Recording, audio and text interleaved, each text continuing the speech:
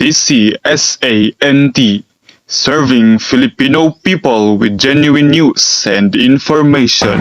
For the headlines, The first Mindanaoan Vice President-elect Sara Zimmerman Duterte has taken her oath as the 15th Vice President of the Philippines. the American period even worsened the Philippine land ownership. Philippines conquers Miss Universe stage. Winners won, Philippines emerged in the medal tally as the overall champion in the 30th SEA Games. The truth behind of Emilio Aguinaldo's first wave of the Philippine flag.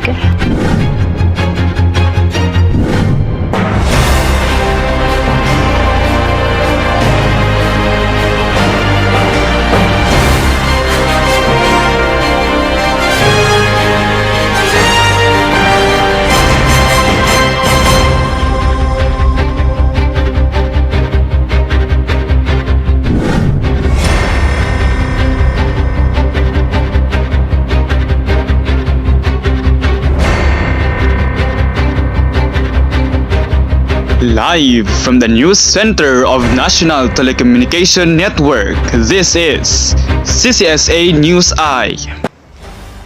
One vision, One community, one ASEAN. Good day, Philippines. Good day, Davao City. Good day, people of CCSA. Today is Sunday, June 26, 2022, and you are watching CCSA News App. We are your moderator for today's news, Dominic Ando. And Julia Cordero. And for the details, The first Mindanaoan Vice President-elect Sara Zimmerman Duterte has taken her oath as the 15th Vice President of the Philippines. We have our CCSA News Eye Patroller, Neri Jane Matunhay. Can you give us more details, Neri? The outgoing Davao City Mayor held her historic inauguration Sunday afternoon in her hometown, more than a week before she officially begins her term on June 30. Clad in an emerald green Filipiniana gown, Duterte was sworn in before her fellow Davaoenos, with Supreme Court Associate Justice Ramon Paul Hernando administering the oath. Her parents Elizabeth Zimmerman and outgoing President Rodrigo Roa Duterte stood by her side. During her inaugural speech, Duterte acknowledged the challenges that come with the job. But let me reiterate this. We can never go wrong if we are a people dedicated to honoring the will of God, to serving our country and our fellow men, and protecting the integrity of our families and the future of our children. Ako po si Inday Sara, a proud Davaoena, very proud, a proud Mindanaoan. Hindi ako ang pinakamagaling o pinakamatalinong tao sa Pilipinas at sa mundo. Ngunit walang makakatalo sa tibay ng puso ko bilang isang Pilipino. Mabuhay ang Pilipinas! Dagang salamat. The ceremony started with a mass at San Pedro Cathedral at 3 p.m. Rapper Andrew E., singer Angel De Massa, and husband and wife thespians Robert Sanya and Isay Alvarez were among the artists who performed prior to the actual inauguration. Several political personalities also graced the event, including Duterte's running mate President-elect Ferdinand Bongbong Marcos Jr. and Pampanga Representative and former President Gloria Macapagal Arroyo. Duterte's predecessor Vice President Leni Robredo was not able to attend the event due to a prior commitment. And for the truth and accuracy, this is Neri Jane Matunhay reporting for CCSA News Eye. the American period even worsened the Philippine land ownership due to many reasons. We have our CCSA News Eye Patroller Nathaniel Gagayon. Can you give us more details, Nathaniel? The Americans recognized that landlessness was a major source of social unrest in the Philippines, and they attempt to alleviate the plight of tenant farmers by enacting a number of land policies aimed at increasing small landholders and distributing ownership to a larger number of Filipino tenants and farmers. Land policies were proposed to distribute ownership among the Filipinos. These policies include the Philippine Bill of 1902, which provided regulation on the disposal of public lands. Land Registration Act No. 496, torrent system where people will register their names as landowners in the homestead program where tenant poor farmer could start an agricultural business by acquiring a 16 hectares farmland. Because there was no restriction on how much land a person could hold under the Americans, land ownership only became worse. The only people who benefited from this arrangement were the wealthy, who could afford to acquire property for as long as they wanted. Aside from that, this land reform lacked a support structure, with a farmer receiving merely land and nothing else. As a result, many Filipinos have been compelled to return to tenancy. Filipinos hacienderos acquire land from tenants who can't pay their taxes or bills, and some aggressively take over the land. As a result, peasant uprising like the Colorum and Sakdal uprising arose. Millenarian movements offered peasant and workers hope that militancy might yet bring change. The Sakdal uprising took place in Central Luzon on May 2 to 3, 1935 and lasted 2 days. This historical incident depicts the socio-economic inequity caused by land ownership and tenancy difficulties in the country. The Partido Sakdalista demanded changes such as the elimination of taxes and egalitarian land ownership. There are several schemes planned and implemented around the country to address land issues. All of these initiatives, however, failed owing to funding constraints due to World War II. When we were occupied by the Japanese, all interventions in attempt to settle the land concerned came to a halt. And for the truth and accuracy, this is Nathaniel Gigayon reporting for CCSA News I. Miss Universe Philippines conquers Miss Universe stage.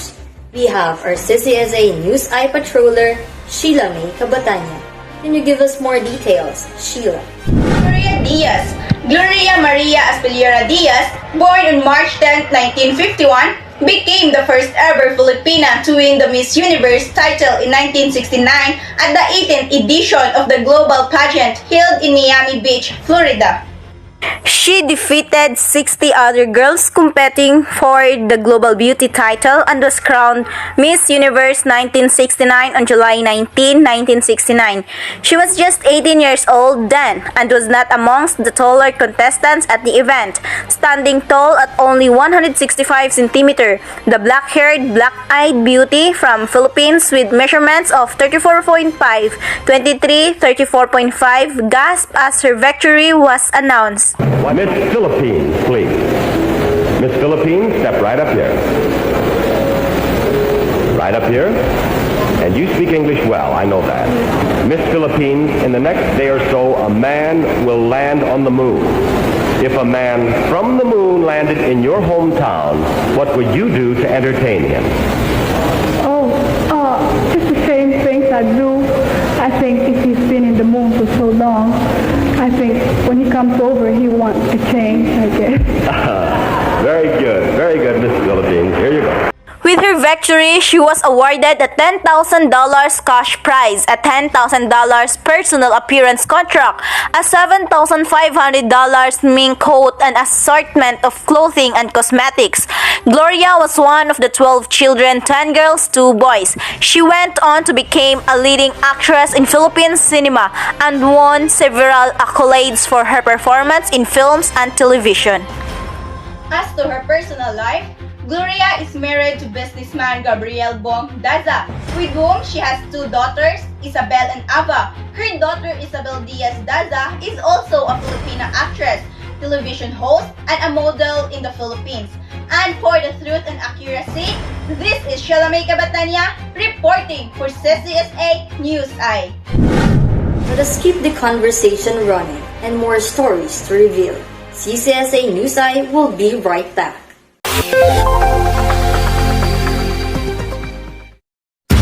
The Philippines has a rich history beginning from the earliest days as one of the busiest trading posts in Southeast Asia and later in the Trans-Pacific Galleon trade. A period of Spanish colonization spanning 3 centuries then made an indelible impression of the century. This mercurial era, along with the American occupation, played a vital role in shaping the Philippines and its people. The culture of the Philippines comprises a blend of traditional Filipino and Spanish Catholic traditions, with influences from America and other parts of Asia. The Filipinos are family-oriented and often religious with an appreciation for art, fashion, music, and food. Filipinos are also hospitable people who love to have a good time. This often includes getting together to sing, dance, and eat. The annual calendar is packed with festivals, many of which combine costumes and rituals from the nation's pre-Christian past with the Catholic beliefs and ideology of present day. A vivid past has left its mark all over the archipelago in many different forms that present-day visitors to the country are now discovering. The rich Philippine heritage can be experienced not only in textbooks and museums, but also in beautifully preserved historical sites across the country.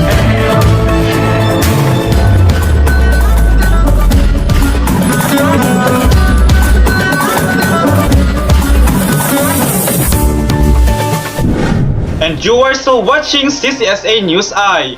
Philippines emerged in the medal tally as the overall champion in the 30th SEA Games for the first time in 14 years, breaking its own medal count record in 2005. We have our CCSA News Eye patroller John Gaspar Tasik. Can you give us more details, John? The Philippines have become the overall champions of the Southeast Asian Games 2019 for the first time since reigning supreme as host in 2005. This spectacular success at the top of the 11-team medals table ends a string of 5th and 6th place finishes in the last 60 games, including our ever 7th place finish in the 2013 Games in Myanmar. This victory is very sweet given the many difficulties we had to face, said Chief Demission and Philippine Sports Commission Chairman William Butch Ramirez. This win proves that we can achieve a lot when we come together united as one team. The battle cry was "We win as one," and this certainly proved the case as the Philippines athletes, supported in great numbers by proud and enthusiastic fans at all of the 44 competition venues for the 56 sports, produced a series of golden performances. The Philippines won 149 gold medals, 117 silver, and 121 bronze for a total haul of 387. Vietnam, the next SEA Games host in 2021, finished second with 97 gold medals, followed by Thailand with 92, Indonesia 72, Malaysia 55, and Singapore 53. Besides the financial package, the medal-winning athletes will receive from the government's Philippine Sports Commission and the Philippine Olympic Committee. President Rodrigo Duterte will add 250,000 more for a golden finish, 150,000 for a silver performance, and 100,000 for a bronze. All Filipino medalists in these games have been invited by President Duterte last December 18, 2019 at the Malacanang Royal Palace where the cash and rewards was presented. And for the truth and accuracy, this is John Gaspar Tasik reporting for CCSA News Eye. The truth behind of Emilio Aguinaldo's first wave of the Philippine flag. We have our CCSA News Eye patroller, Neri Jane Matunhay. Can you give us more details, Neri? It is often believed that Emilio Aguinaldo waved the Philippine flag when he declared Philippine independence on June 12, 1898. But apparently this is not the case. Ang nagwagayway kasi nito noong June 12, 1898 ay ang abogadong si Ambrosio Rianzares Bautista. Bautista is also the author of Declaration of Philippine Independence. Another common misconception is the belief that the flag was waved on the balcony of Aguinaldo's house in Kawit, Cavite. Ginawa rin niya ito hindi sa balkonahe kundi sa bintana ng bahay na bato ni Aguinaldo. Aguinaldo's descendants are currently looking after the flag at the Emilio Aguinaldo Museum in Baguio. Emiliana Santay, Aguinaldo's granddaughter, said they are taking precautions to preserve the historic flag. Inside the flag room, there's no flash photography. We have temperature control in the room as well as a dehumidifier to make sure that it stays very dry. Aguinaldo would bring it out po in Independence Day, flag waving ceremonies. The flag was torn by Marcela Agoncillo, Lorenza Agoncillo, and Delfina Herbosa Natividad. According to Julio Nakpil and Artemio Ricarte, the flag was designed by Feliciano Hoxton, a pharmacist. It was said that Aguinaldo adopted the flag when he was exiled in Hong Kong in 1897. And for the truth and accuracy, this is Terjin Matunhay reporting for CCSA News Eye. And that's all for today's Our Sizzling News. To our fellow CCSA News Eye community, 3 more days to go. Final examination is on, and second semester will end. Congratulations in advance. Don't forget to study and enroll on your summer class. This has been your unbiased and truth reporter, Dominic Ando. And this has been Julia Cordero saying, we do not just secure freedom. We defend what people deserve.